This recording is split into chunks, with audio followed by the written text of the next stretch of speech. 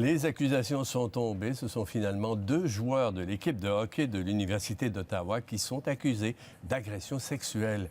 Quand l'affaire avait éclaté en mars, les allégations de viol collectif avaient incité l'établissement à suspendre toutes les activités de l'équipe.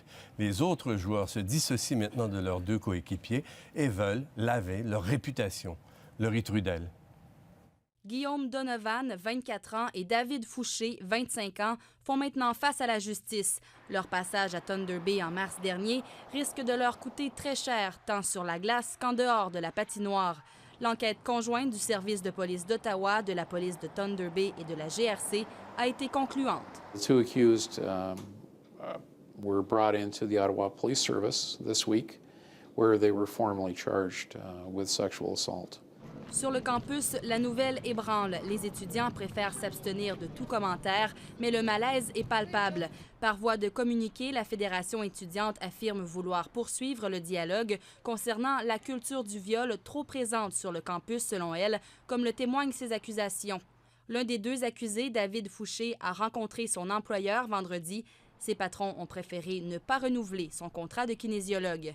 Tout ce qu'on peut dire pour nos clients et tout ça, c'est que le contrat était terminé et évidemment, avec ceci, on doit penser à nos clients. Les autres joueurs de l'équipe affirment que cette mauvaise publicité a grandement nui au programme de hockey.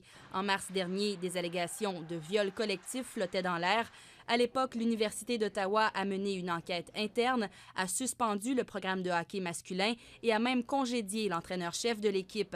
Maintenant que seulement 2 joueurs sont accusés, plusieurs de leurs coéquipiers songent à tenter une poursuite civile contre l'Université d'Ottawa. C'était des effets sur ces gars, c'était incroyable. Il y a plusieurs qui étaient forcés de transférer à une autre ville, à une autre université. Il y a des autres qui n'étaient pas capables de faire ça.